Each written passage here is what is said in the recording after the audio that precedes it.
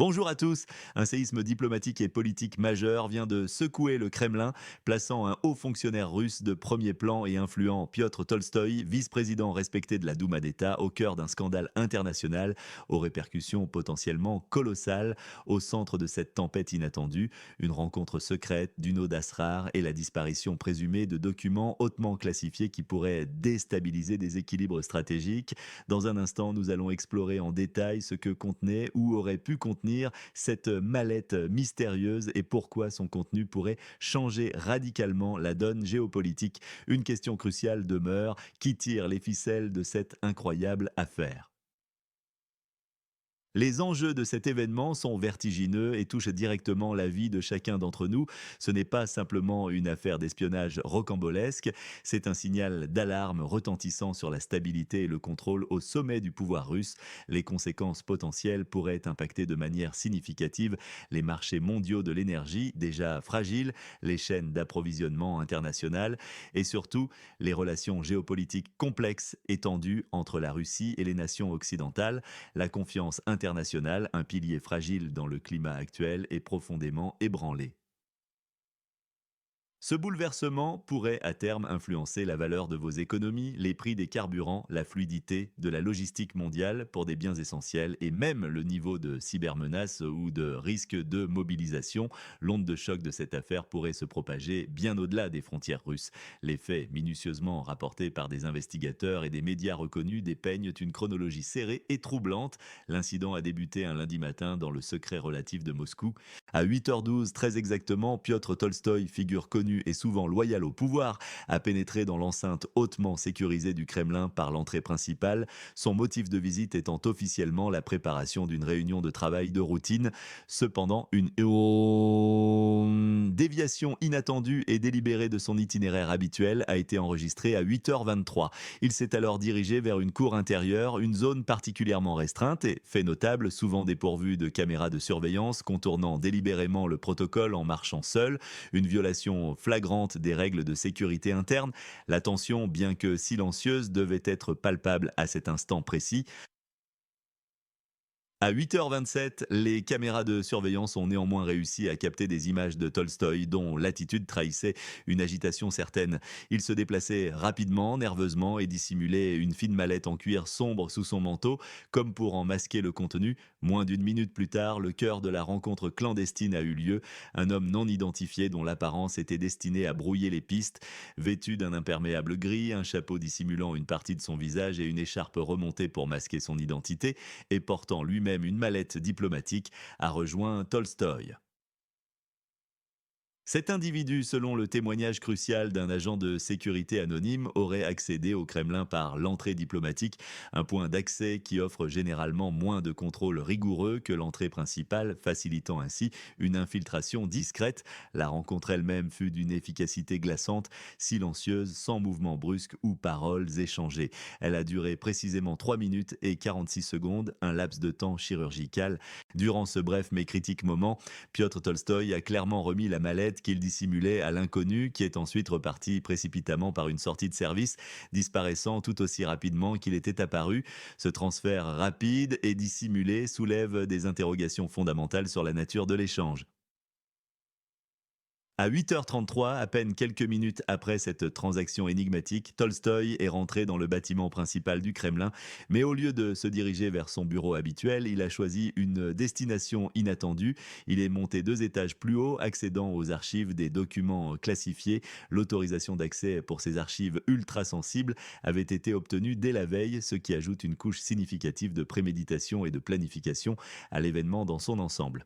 À 8h49, il a quitté les archives, cette fois avec d'autres dossiers en main, un détail qui pourrait indiquer une extraction ou un dépôt supplémentaire d'informations cruciales. Immédiatement après, il a disparu du champ des caméras du Kremlin en empruntant une sortie latérale moins surveillée. Sa présence dans cette zone ultra sensible après l'échange de la mallette est un point central de l'enquête en cours, suggérant un lien direct entre les deux actions. Les événements de la veille de l'incident jettent une lumière encore plus crue et complexe sur la situation, révélant une série de préparatifs minutieux. Piotr Tolstoï y avait participé à une réunion à huis clos à Okhotny Riyad. Officiellement, cette réunion était destinée à discuter discuter de questions parlementaires de routine. Mais en réalité, selon des sources indépendantes bien informées dans les coulisses de la Douma d'État, la réunion visait en réalité à coordonner des positions stratégiques sur des contrats énergétiques et de transports internationaux extrêmement sensibles. Ces contrats, d'une valeur stupéfiante de plusieurs milliards de dollars, ont une influence géopolitique majeure, façonnant l'avenir des relations commerciales et des équilibres de pouvoir. Des témoins oculaires ont rapporté l'avoir vu discuter de manière particulièrement tendue avec des députés influents et surtout manipuler des documents dissimulés, signalant déjà une activité inhabituelle et potentiellement clandestine. À 11h10, Tolstoï a rencontré le président de la Douma d'État. Leur discussion, qui a duré une trentaine de minutes, est entièrement classifiée, ajoutant à l'opacité de l'affaire. Un fait notable est que Tolstoï est ressorti de cet entretien visiblement affecté, un détail psychologique que les enquêteurs et les analystes scrutent avec attention. Puis 12h05, une demande d'accès aux archives secrètes du Kremlin a été enregistrée formellement à son nom. La requête était d'une spécificité troublante concernant des dossiers top secrets liés à l'analyse de l'influence de fonds étrangers et d'organisations non gouvernementales sur la politique intérieure russe. Plus précisément, ces dossiers contenaient, selon les informations filtrées, des développements opérationnels avec des noms, des schémas de financement et des données d'agents, des informations d'une sensibilité et d'une valeur extrême pour la sécurité nationale. L'après-midi du même jour, l'agenda de Tolstoï était tout aussi dense et mystérieux. Il a eu une réunion d'environ 40 minutes sur la vieille place avec un responsable gouvernemental du bloc économique en présence de deux autres personnes non identifiées selon des initiés du monde politique. Deux sources indépendantes ont également confirmé qu'il avait visité un bureau lié à une grande entreprise énergétique d'État russe, ajoutant au contexte d'opérations économiques et stratégiques d'envergure. Le soir, vers 18h30, Tolstoï a été aperçu dans un restaurant exclusif près de l'Arbat, un quartier prisé de Moscou, connu pour ses lieux de rencontres discrets. Il y a rencontré deux hommes d'apparence européenne, très probablement des diplomates d'un pays de l'Union européenne, avec lesquels il a méticuleusement examiné des documents. Cette série de contacts, en dehors des canaux diplomatiques et officiels habituels, est hautement suspecte et renforce l'idée d'une préparation méthodique et clandestine. Enfin, dans la nuit précédant l'incident clé, un message chiffré a été intercepté dans un messager gouvernemental sécurisé. Il mentionnait explicitement la nécessité de coordonner la ligne des archives le lendemain matin, confirmant de manière irréfutable la nature préméditée de l'échange au Kremlin. Les conséquences immédiates de cette rencontre clandestine n'ont pas tardé à se manifester avec une rapidité alarmante dès le matin même de l'incident. À 9h05, à peine plus d'une heure après la sortie de Tolstoï du Kremlin, une intervention a eu lieu.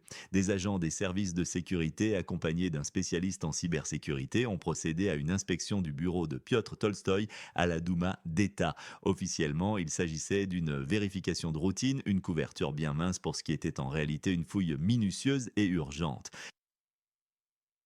Les enquêteurs ont alors fait une découverte des plus troublantes, l'absence d'une clé USB hautement sécurisée, un dispositif qui, selon les protocoles les plus stricts, devait impérativement rester dans son coffre-fort personnel, ainsi que d'autres documents papier d'une importance capitale. L'assistant de Tolstoï a tenté de justifier cette absence en affirmant que son supérieur avait emporté ces éléments pour un travail urgent au Kremlin. Cependant, cette explication a rapidement été jugée insuffisante et peu crédible. L'information sur la disparition de la clé USB, dont la sortie du bureau était formellement interdite par des instructions strictes, a commencé à circuler dès 9h30 dans le système de communication gouvernementale fermé, un signe que l'alerte maximale était déclenchée. La gravité de la situation a été immédiatement perçue à tous les niveaux de l'appareil d'État. À midi, la panique commençait à gagner les cercles de pouvoir. Le service de sécurité du Kremlin et des unités d'élite du service fédéral de sécurité, le FSB, spécialisé dans le contre-espionnage et le contrôle des fuites de secrets d'État, étaient déjà pleinement mobilisés et impliqués dans l'affaire. Un mécanisme de crise sans précédent s'était mis en place, révélant la rapidité de la réaction officielle face à cette menace perçue. À 10h15, la rumeur se propageait déjà comme une traînée de poudre dans les couloirs de la Douma, créant une atmosphère de suspicion généralisée. Des députés ont commencé à recevoir des appels sur des lignes sécurisées, signalant une vérification sérieuse en cours chez Tolstoï. Le malaise était palpable et l'incertitude planait. Moins d'une demi-heure plus tard, à 10h40, une réunion d'urgence a été convoquée en catastrophe au ministère des Affaires étrangères. Là, le contact avec un représentant étranger hors protocole a été qualifié sans détour de trahison potentielle ou de violation flagrante frôlant la trahison d'État, des mots extrêmement lourds de sens dans le contexte russe, révélant la perception interne de l'événement et sa gravité. Écrivez en commentaire d'où vous nous écoutez. Votre avis sur cette affaire complexe est crucial pour nous. La réaction internationale a été quasi instantanée, amplifiant de manière spectaculaire la résonance du scandale bien au-delà des frontières russes. Dès 12 heures ans, une capture d'écran floue mais identifiable de la vidéo de surveillance a mystérieusement fuité sur un groupe Telegram influent de journalistes parlementaires, montrant distinctement Tolstoï avec l'inconnu dans la cour du Kremlin. Ce simple cliché, divulgué avec une rapidité déconcertante, a déclenché ce qui a été immédiatement qualifié de bombe informationnelle, créant une onde de choc médiatique mondiale. Le monde entier s'est interrogé sur la signification profonde de cette scène filmée. À 12h35, une chaîne de télévision européenne de premier plan a publié une note explosive citant des sources diplomatiques anonymes mais fiables. Cette note affirmait sans détour qu'un parlementaire russe de haut rang, une référence à peine voilée à Tolstoï, avait remis des documents importants à un diplomate de l'Union européenne. L'information, bien que non confirmée officiellement, a mis le feu aux poudres et alimenté toutes les spéculations. À 13h10, l'ambiance à la Douma était devenue proche de la panique, selon des sources internes, un signe de la gravité de la situation pour l'élite politique. Des députés évoquaient ouvertement des conséquences bien plus graves que de simples sanctions disciplinaires, allant jusqu'à des ramifications pour la sécurité nationale du pays. Une expression qui résonne lourdement. Des sources fiables du FSB ont confirmé qu'un ordre informel avait été donné de recueillir un maximum d'informations sur les déplacements, les contacts, les appels téléphoniques et les transactions financières de Tolstoï des derniers mois, montrant l'ampleur et l'urgence de l'enquête interne. À 14 ans, une réunion à huis clos d'une importance capitale s'est tenue au Kremlin. Des représentants de l'administration présidentielle, des forces de sécurité et du ministère des Affaires étrangères y ont discuté en profondeur des stratégies pour minimiser les fuites d'informations et contenir le scandale. Une deuxième réunion, quasi simultanée, a eu lieu au ministère des Affaires étrangères pour débattre spécifiquement du retentissement international, avec une décision stratégique et unanime de ne faire aucun commentaire officiel. Un silence assourdissant qui en dit long sur la complexité et la gravité de l'affaire en cours. Les grands médias occidentaux se sont rapidement emparés de l'affaire, chacun y allant de son analyse et de ses conjectures, reflétant la diversité des interprétations. La Frankfurter Allgemeine Zeitung, quotidien allemand influent et réputé, a titré avec audace une fissure dans le mur du Kremlin, évoquant la transmission de documents liés spécifiquement à la politique énergétique russe, un secteur clé des relations internationales et une source majeure de tensions. De son côté, The Guardian, sous le titre évocateur et mystérieux Chuchotement au cœur de l'Empire, a suggéré que les documents pourraient potentiellement contenir des informations compromettantes sur l'élite russe elle-même, des compromates capables d'ébranler les fondations du pouvoir. Un ancien analyste du MI6, les services de renseignement britanniques, cité par le journal britannique, a qualifié la situation de niveau d'accès sans précédent et d'une signification stratégique colossale, soulignant la rareté et la dangerosité de cette brèche. Quant à France 24, la chaîne a souligné que cet incident, sur fond de relations déjà tendues entre Moscou et Bruxelles, pourrait signaler l'existence de figures influentes au sein de l'élite dirigeante russe prête à des contacts séparés en dehors des canaux officiels, ouvrant la porte à des spéculations sur des dissensions internes ou des tentatives d'établir des voies de communication parallèles. Les médias polonais et baltes, connus pour leur ligne éditoriale plus virulente et souvent critique envers Moscou, n'ont pas hésité à aller plus loin dans leurs affirmations. Le portail lituanien Delphi a évoqué ouvertement un chantage et la transmission directe de compromates, des informations compromettantes en échange de garanties politiques et de préférences financières occidentales. Cependant, il est crucial de noter que Delphi n'a fourni aucune preuve concrète pour étayer ces allégations audacieuses à l'heure actuelle. pour ne rien manquer de ces révélations en temps réel et des analyses approfondies. Abonnez-vous sans tarder à notre chaîne et n'oubliez pas d'activer les notifications.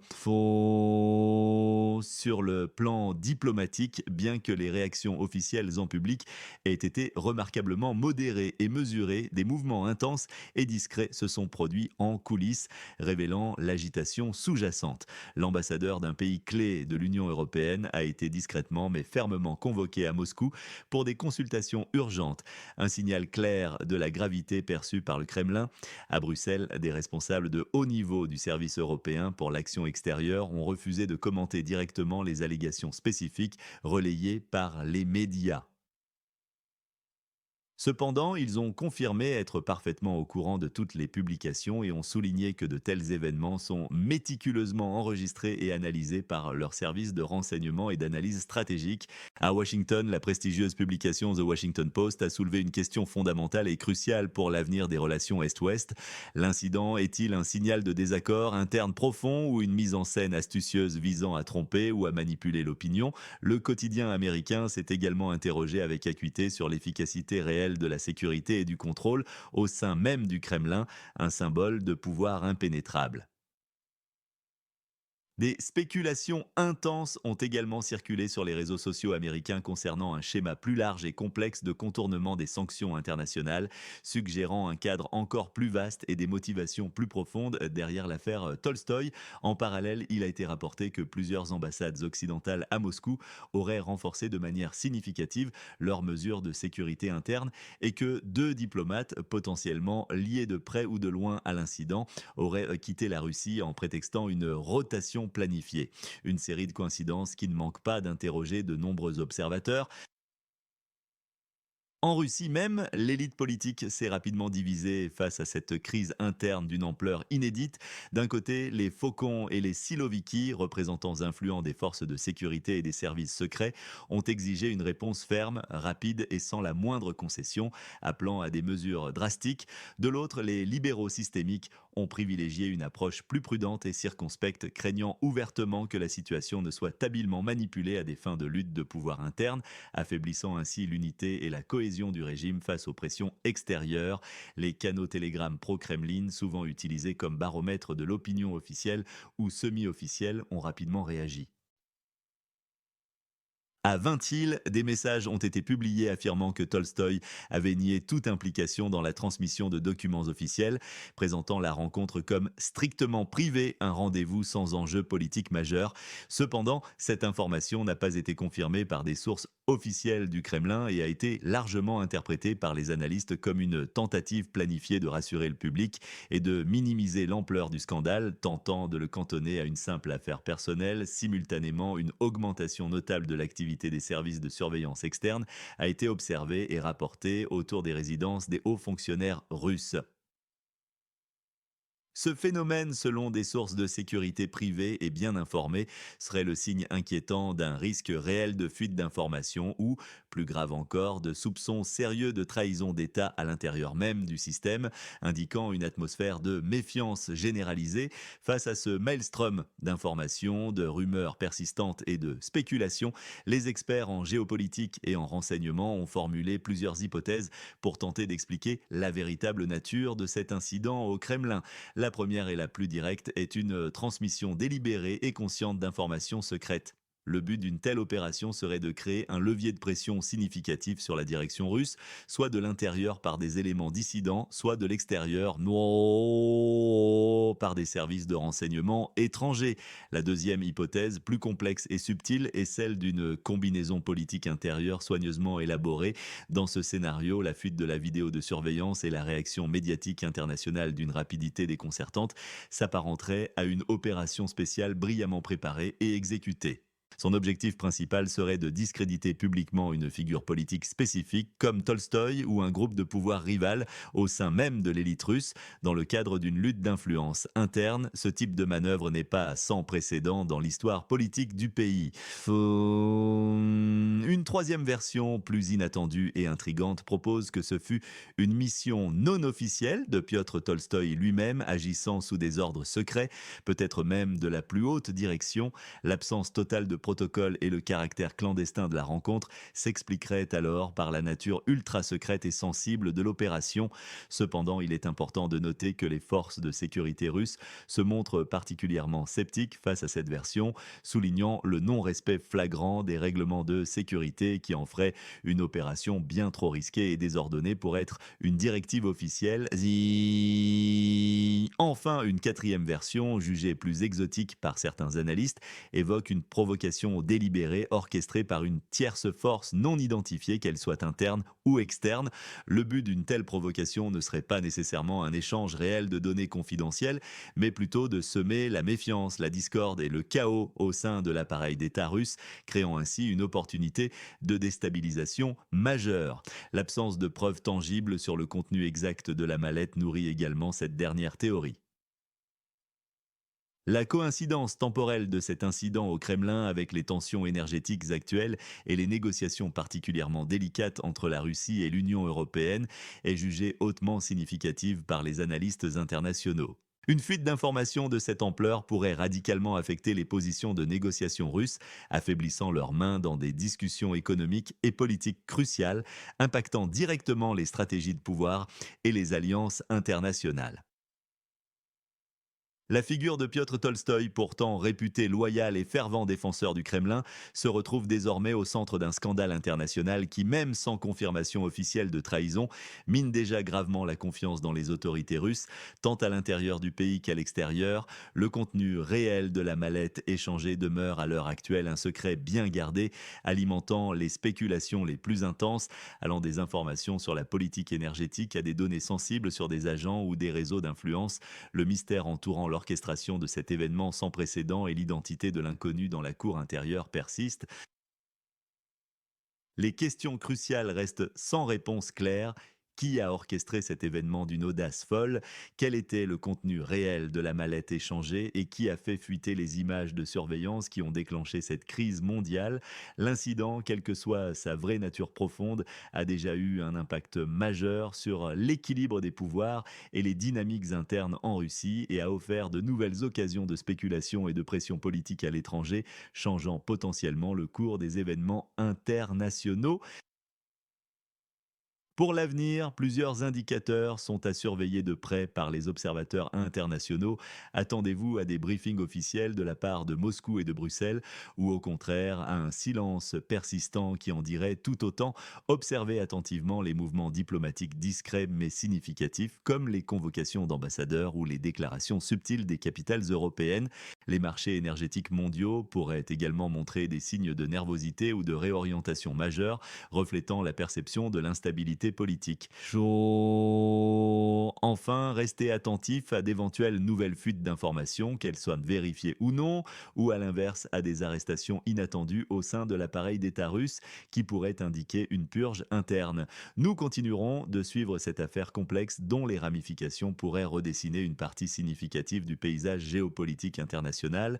L'impact de cette histoire sur les relations internationales ne fait que commencer, promettant de nombreux et imprévisibles rebondissements. Assurez-vous d'activer les notifications pour notre prochaine mise à jour et ne manquez aucune analyse approfondie.